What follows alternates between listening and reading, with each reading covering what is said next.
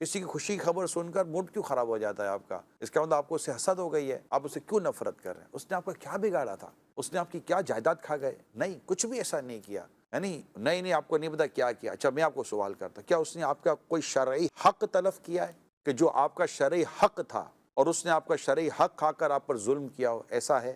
یقین مانے 99% چیزیں کلیئر ہو جائیں گی۔ وہ جو کچھ آپ سمجھتے کہ اس سے میرا غلط کیا، وہ ضروری تھوڑی غلط کیا ہو۔ آپ کا فون اٹینڈ نہیں کیا تو اس کا حق ہے وہ فون اٹینڈ نہ کرے۔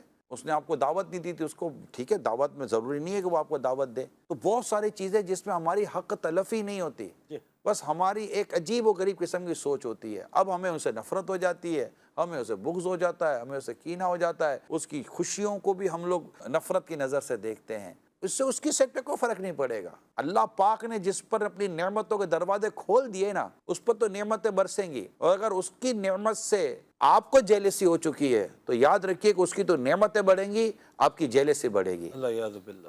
گویا کہ حسد کرنے والا اللہ پاک کی تقسیم پر اعتراض کرتا ہے کہ یا اللہ اسے کیوں عطا فرما رہا ہے؟ بس اللہ کی مرضی ہے، آپ کو کیا ضرورت ہے اس کی خوشیوں کو میں مطلب کہ وہ رنجیدہ ہونے کی؟ نہیں، خوشی ملتی ہے، آپ اس کو مبارکباد دیں، آپ کو مبارک ہو، اللہ پاک آپ کی خوشیوں میں برکت دے۔ آپ کو پتہ ہے اس کا فائدہ کیا ہوگا؟ آپ جب یہ کسی کے ساتھ اس طرح کا انداز اختیار کریں گے تو خود آپ کے غم، آپ کی پریشانیاں دور ہوں گی، اللہ پاک آپ کو خوشیاں عطا فرمائے گا، اللہ پاک آپ کو راحت عطا فرمائے گا۔ آپ کر کے تو دیکھیں جو میں آپ کو عرض کر رہا ہوں، کر کے دیکھیں، انشاءاللہ تعالیٰ آپ کا گھر اور آپ کی ذات، کیونکہ یہ حسد جو ہے نا یہ آپ کو بے چین کر رہی ہے، اس کی صحت پہ کوئی فرق نہیں پڑ رہا۔